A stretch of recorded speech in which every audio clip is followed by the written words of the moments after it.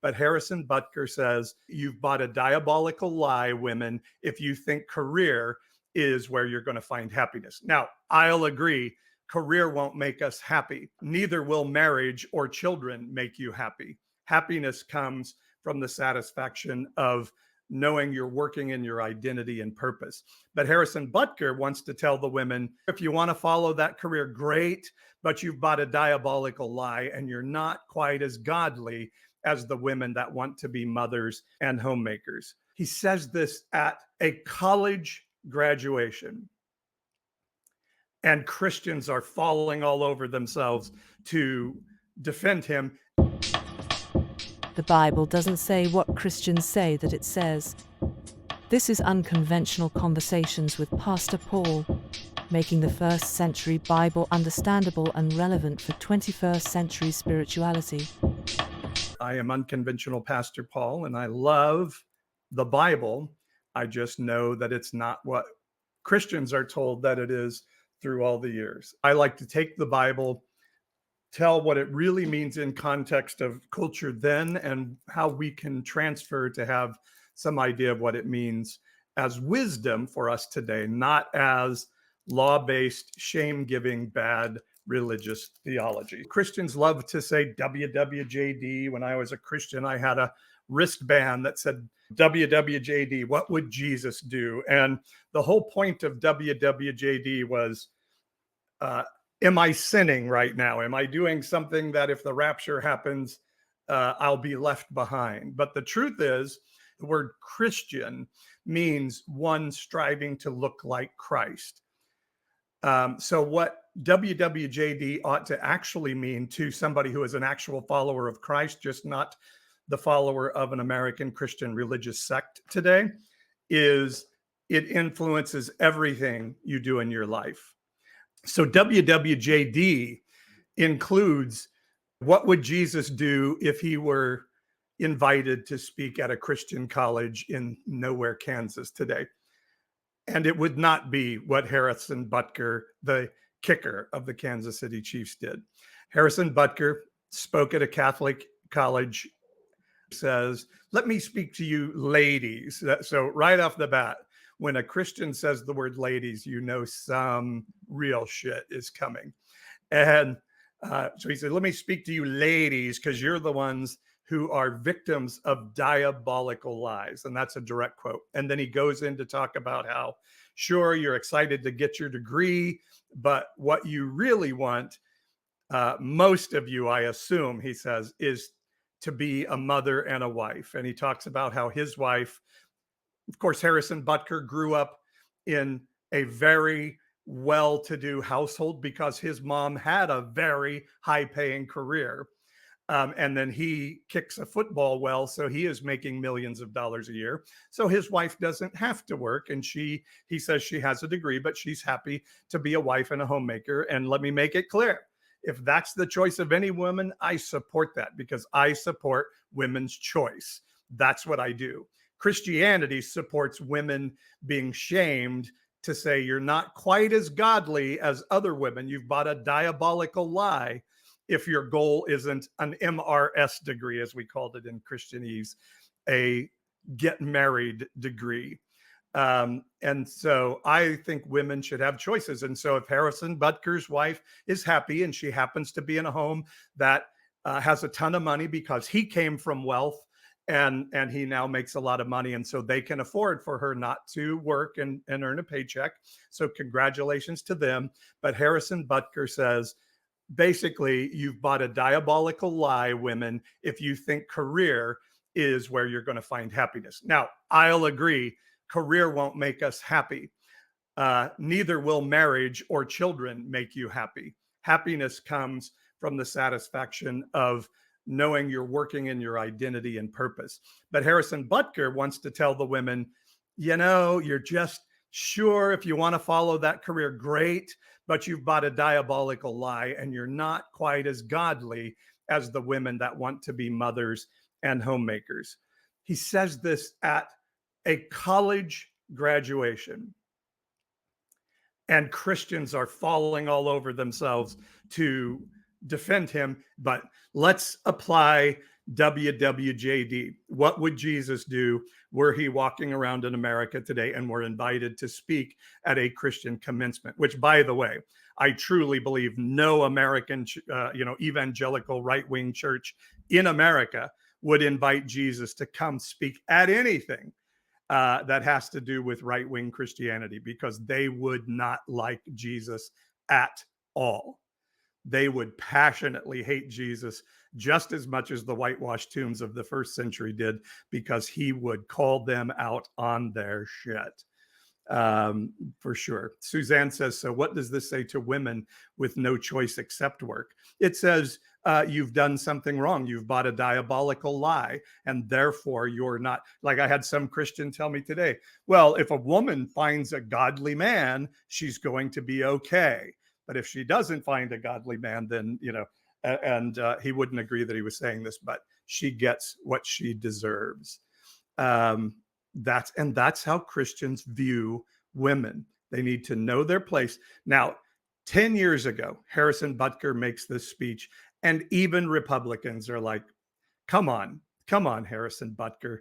We are not demanding women, turn in their degrees and put on their apron and get to work, serving their husband's dreams. But we're in a place now where the right-wing church that began as the moral majority in the late 70s has so impacted and influenced right-wing Christian thought or inability to think, that now we have a huge subset of the population who says, yeah, let's go back to the 50s. That's when it was really great. And they're not talking about the 1950s, mind you. They're talking about the 1850s. Not only do they want to put women back into subjugation that women have fought so hard to get out of, they want to put people of color and others. This is what we run into in Christianity today.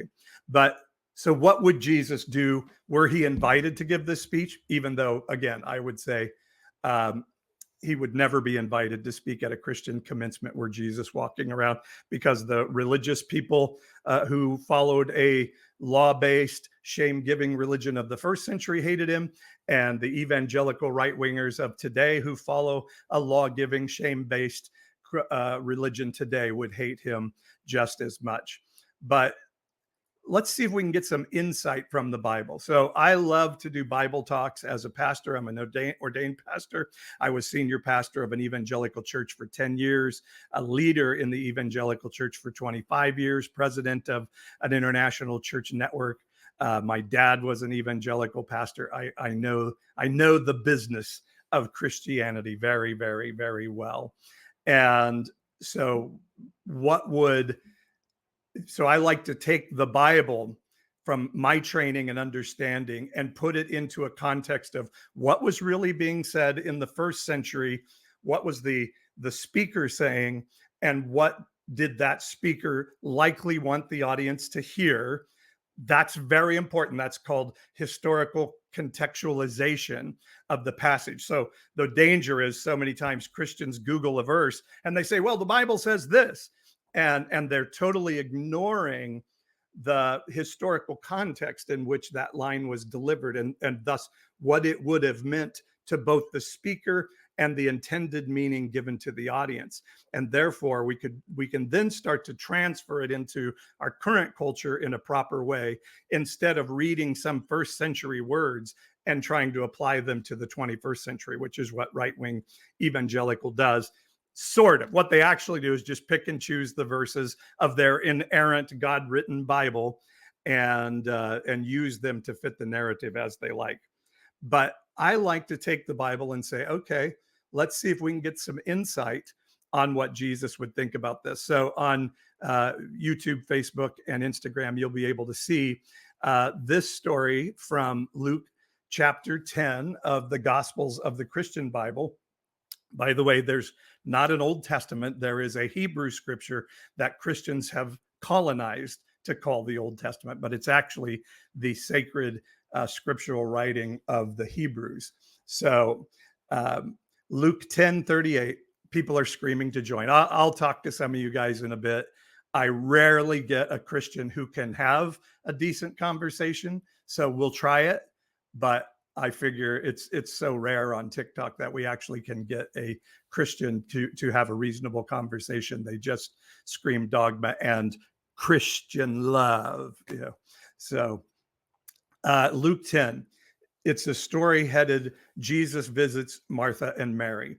And I'm going to have to look around my camera here to read it. Now, as they went on their way, he entered a certain village where a woman named Martha welcomed him.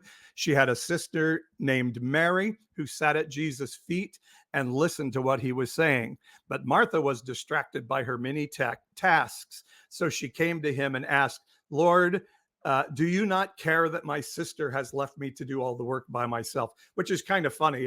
Why doesn't she say, can any of the men help me here? But of course, that could never happen in a Christian setting because, you know, it's the women that put the food together in the fellowship hall, brothers and sisters. But the Lord answered, Martha, Martha, Martha, Martha, Martha. Oh, Martha. Yes, you are worried and distracted by many things, but few things are needed. Indeed, only one, and Mary has chosen the better, and that will not be taken from her. So let's talk about what's happening here. Mary and Martha are very good friends of Jesus. Their brother Lazarus, we'll see in the story of Jesus, he will eventually raise from the dead. Jesus would go to a village. People would take him and his entourage in and feed them and give them money and take care of them. And so Jesus has come to this village and he's at the home of Mary and Martha. And generally what would happen is then those homes would get packed with people that wanted to hear what the mystical teacher had to deliver. And so Jesus is speaking to this group. It's probably almost all men because women were just kind of like the Christian church today. Women were just considered second-class citizens and even just, you know, cattle to be owned by men. So it's probably all men there. But here's Mary, and she's sitting there listening, enthralled to Jesus. Martha, on the other hand, is like, "Oh, I have guests. I'm a woman. Even, you know, as a young woman, I was taught to serve. Even my brothers, I had to serve because I'm female." And godly people tell females their job is to be submissive and serve, not to learn, not to be a part of the crowd, but instead to be a subservient, submissive homemaker. And so she gets frustrated and says, Jesus, you know, you're in charge here. Why don't you tell Mary to get up and help me in the kitchen? Because that's the job of a godly woman. Hi, everyone. Please allow me to take a short moment to ask, what do you think Jesus would say to the right-wing Christian's church were he on earth today? Pastor Paul's new book, Religious Right, Religiously Wrong, is a modern-day parable that answers that question. Would Jesus flip over tables in the church or be a single-issue voter for Donald Trump? Read Religious Right, Religiously Wrong, a modern-day parable with Pastor Paul's insight as to why the religious right is religiously wrong. Check it out on our website, pastor-paul.com, or buy it on Amazon. Now back to Unconventional Conversations with Pastor Paul, making the first century Bible understandable and relevant for a 21st century spirituality. Here's Mary, and she's sitting there listening, enthralled to Jesus. Martha, on the other hand, is like, Jesus, why don't you tell Mary to get up and help me in the kitchen? And Jesus says, the scripture saith that womeneth must serveth their maneth. Mary, get in the kitchen where you belong, because otherwise you're believing a diabolical lie. No, that's not what Jesus told her. Jesus said, Martha, Martha, Martha. Yeah, you're busy with a lot of stuff that your religion tells you makes you a godly homemaker. But Mary is here to learn and to think and to grow. And she's made the better choice. WWJD, Harrison Butker. Would Jesus say, ladies, you need to get back in the kitchen.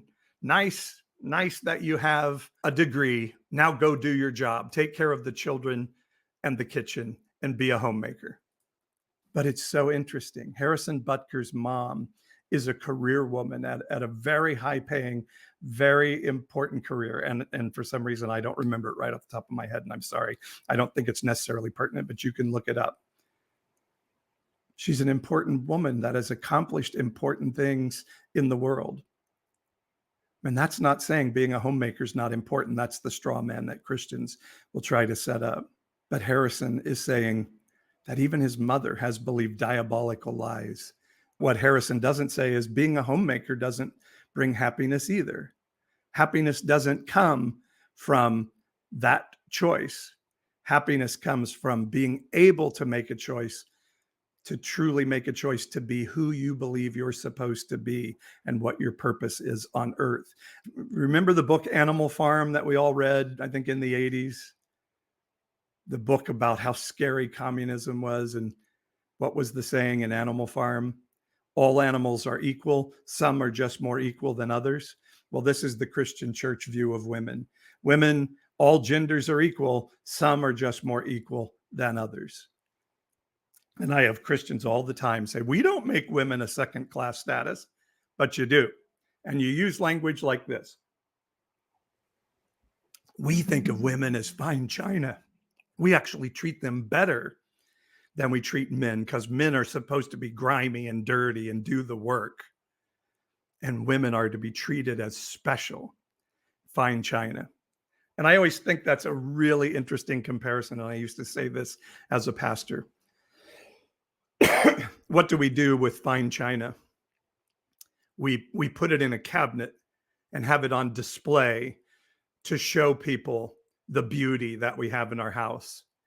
And then we take the china out when we need to use it, and then we put it back away. And that is the view of right-wing Christianity of women. And that's what they want to do in this next season. They're hopeful that they can win a bunch of elections because Christians are bent on taking and giving to Caesar what is God's, despite Jesus' claim to the opposite. And they want to then do everything they can to take every right away from women, voting rights away from as many people as possible, to try to not only get power, but then maintain it through whatever means necessary. Because when you're being an AFG, this is my new term, AFG, which stands for asshole for God. When you're an asshole for God, you can do whatever you want. You know, when you're a Republican, AFG, God will forgive all bad things. And Harrison Butker is saying out loud the idea, women, you're equal with men. You can do anything, but men are more equal than you are. And true happiness, true godly happiness, says Harrison Butker, is serving a man's vision and dream and taking care of his children and his kitchen. And why I say this belief system is so dangerous to human beings of all genders is because Christianity is a repressive, regressive religion that often creates overgrown little boys in men's skin and then tells them of their supremacist philosophy that your gender is to be in charge, in authority of those submissive pieces of fine china to take out and use whenever you need to. Otherwise, just show how beautiful they are. And so these overgrown boys who have been stunted by the bad theological leaven of the teaching of their church believe that they have a right to have their woman owe them something sexually, financially, responsibility-wise, you name it. And so often Christian homes become a very, very dangerous place for women and children because men have been taught, overgrown boys have been taught by Christianity, don't deal with your emotional issues. Just buck up and give it to Jesus, brother. And then in the home, they're told that woman is to be submissive to you. Oh yeah, and you're supposed to be willing to die for them. And every man would say, of course I would die for my wife. That doesn't mean I won't mistreat her every once in a while in the house because I am the one in authority. What would Jesus do were he asked to speak at a Catholic college commencement in rural Kansas, he wouldn't say, WTF that Harrison Butker said. There's nothing in the scripture that makes me think so.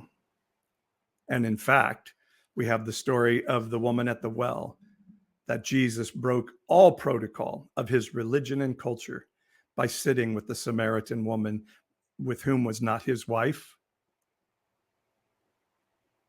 And he talked to her like a human being. He didn't go talk to some Samaritan man around the area. He sat down and had a discussion with a Samaritan woman who he gave respect to as an equal human being.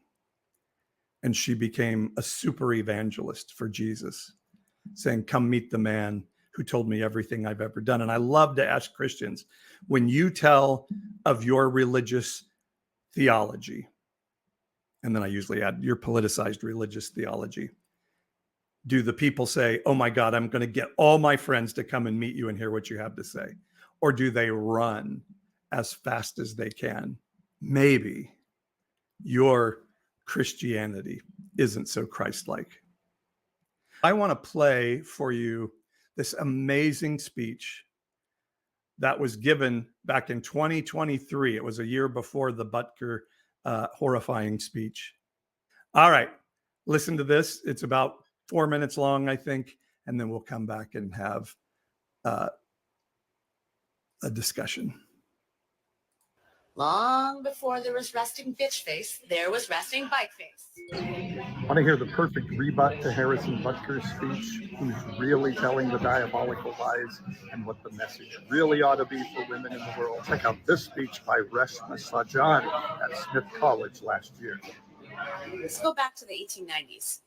Doctors had identified a never-before-seen medical malady, one that threatened to wreak havoc on the entire female population. That condition was called bicycle face. You see, the original bicycle had one gigantic wheel in the front and one tiny little wheel in the back. Not easy to ride. But then along comes this revolutionary concept. 2 wheels of the same size.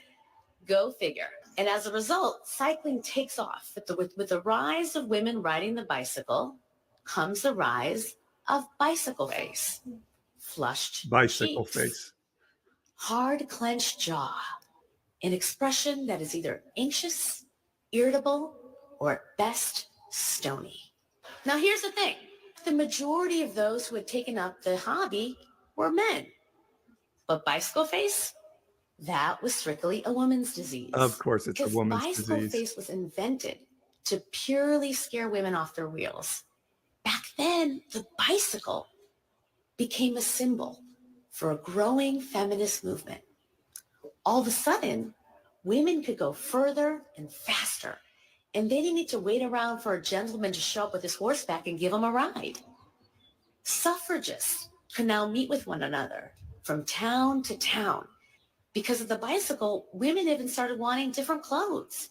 Victorian hoop skirts? Psh, so last season. Bicycles. And the behavior they were enabling with women were jarring, dangerous, threatening to the status quo.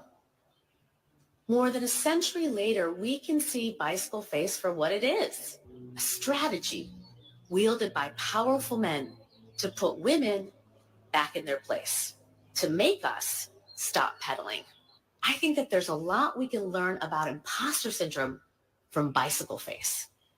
Both of them are strategies used to hold women back, and it's up to us to not take the bait. The notion of bicycle face was debunked by Dr. Sarah Hackett Stevenson. She was the first ever woman admitted to the American Medical Association. She didn't tell women to fix their bicycle face, and she certainly didn't tell them to stop pedaling. She challenged the entire premise. Mm-hmm. When as many as 82% of women report feeling imposter syndrome, it's hard to believe that this is just about individuals. Instead, it's always been about the political, the financial, the culture barriers, which is all to say that imposter syndrome, it's a distraction. It's a strategy. It's a way to keep our concentration on our own alleged inadequacies so we don't turn it towards the sexism, the racism, the classism, the homophobia, the transphobia that is baked into the system in the first place. Impossible. I think that's so poignant. People have said, don't be offended by Harrison Butker. I'm not offended by Harrison Butker's speech. I'm not against him being allowed to say whatever he has to say, and I don't think he should lose his job over what he had to say. But I do think people who claim to be followers of Christ ought to try and comprehend WWJD first. And secondly, I wonder why this speech pisses people off rather than the we're oppressed or the whataboutism or the denigration of me that I see in the comments on TikTok by people who can't think anymore. The indoctrination has taken away their ability to reason or to have real reasons to oppose me or the message. Just be full of hatred. Christians need to sit and think. Why would this pastor say that our religious sect has a bad theology that puts women and children in danger? And care. Act like you actually care about human beings. Not just, I want to get you where my daddy's not going to beat you up one day in eternity, but actually care about them today, because Jesus said the kingdom of heaven is at hand. He didn't say someday you'll get to be there.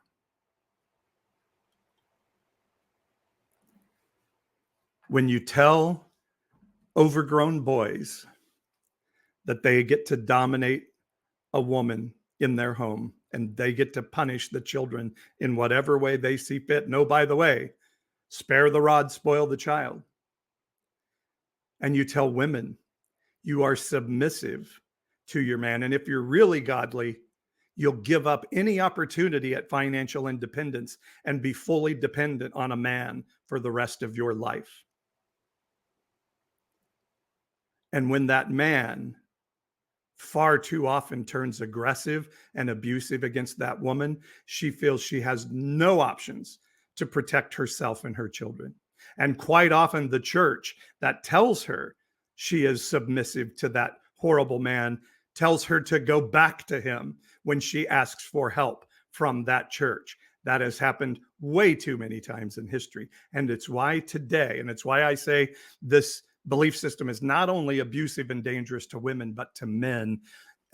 So you teach a sexually regressive and oppressive theology, tell men women owe you something. And this is why church venues and church homes of American Christianity have become the most dangerous places in our society, far beyond a woman's restroom with a trans woman in it.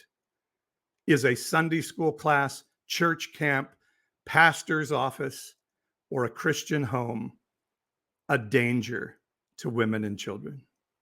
Check the data. That's a fact. Not an anecdote, not anything else. It is a statistical fact. And that is what theology like Harrison Butker is speaking about in his speech creates. That is the groupthink that comes out of the principality of the echo chamber mindset of the Christian church. But let me tell you something, women. Jesus was a feminist. Jesus had women in his entourage. He didn't have any in the 12, and that may just be the writing of the misogynist writers of the Bible. But we know for sure that women like Mary Magdalene were a part of the traveling posse of Jesus, that women, we're told in the Bible, were the funders of Jesus' ministry, and they traveled around with him. And even Paul, whose scripture is twisted again by Christians to use to subjugate women, even Paul had female apostles who did his work in his ministry. It is a complete lie, woman. The diabolical lie of the Harrison Butker speech is that women, you're going to be happier and godly only if you choose to be a homemaker and a wife. That your skill and empowerment and brilliance and beauty and power and whatever else you bring can change the world. And you have every right to be a homemaker and a wife if that's your choice. But anybody that tells you, women, that that is the godly path for you, and that if you want to have a career and advance and be paid the same amount as men are paid, that's not a second-class life for a second-class citizenry. That is what has been put in you. And I promise you, God is not mad at you when you tell those misogynistic men who follow a man-created religion to go pound salt. There is a beautiful life and spirituality that comes after Christianity. Christianity enslaves. Jesus said he came to set people free from captivity. He came to give sight to the blind. And yes, that could be literal, that he came to heal blind people. But I think what he's really talking about is Jesus said the leaven of bad theology, eating the bread of bad theology, would take away your eyes to see and your ears to hear. And his mission statement was, I want to set captives free and give sight to the blind. And I think the blind he was talking about were those under the bondage of the principality of a law-based, shame-giving religion, like what is now American right-wing Christianity. And I bless you, women. You bring everything that men bring to society, and you are worthy to be in the most powerful positions in all the world. Men, you don't have to be a stunted, overgrown, overaggressive little boy in man's skin. Women don't owe you anything. They don't. Marriage is to be a mutual partnership. Marriage is not ownership. That's why we use words like cheated on and all these other things, because we think marriage is a vow of captivity and ownership of each other rather than an ongoing partnership between two human beings. I'm going to do a series on sin coming up soon, because for a Christian, you say, what is sin? When a religious guy came to Jesus and he said, how do I inherit the kingdom? Jesus said, oh, let me rattle off a list of rules for you. And that's what Christianity is today. What is sin? Oh, drink, smoke, chew, and date girls that do. Dancing, playing pool, seeing movies, having long hair, not looking the way these Christians believe you should look. That's what sin is. But Jesus defines sin at a much higher level, at a relational level. And he said, you guys think you're awesome because you don't legally commit adultery. You edge right up against the line, but you've defined it that you're not actually committing adultery. But I tell you, if you even look at a woman and try to possess her in your heart by looking lustfully at her, and that doesn't mean you all of a sudden a woman catches your eye and you say, wow, she's really attractive. It's when you then try to apprehend her in your heart and say, I'm going to own her, even though she has given me no right to do so.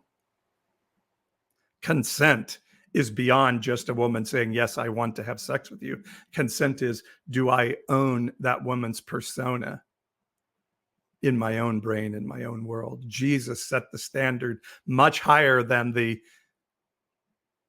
Christian law and shame-giving rules that they have today. Sin is not women getting a degree and wanting to have a career. Being told that is what is a diabolical lie. And I tell you, like so many times in history, Christianity is wrong in its stance on it all. WWJD, I guarantee you, Jesus would never have given the speech that Harrison Butker gave. And I just wish Christians gave a shit about that. But as they don't, let me encourage you to walk away from captivity and bondage to bad theology and bad religion and be free to go chase a spirituality of wanting to truly connect to heaven, not to a political party. That's today's edition of Unconventional Conversations with Pastor Paul. Please join us next time. In the meantime, sign up for our newsletter at the Pastor Paul website, or you can subscribe for as little as $5.99 a month to help Pastor Paul continue to share his message that God is not mad at you. That's pastor-paul.com. See you there.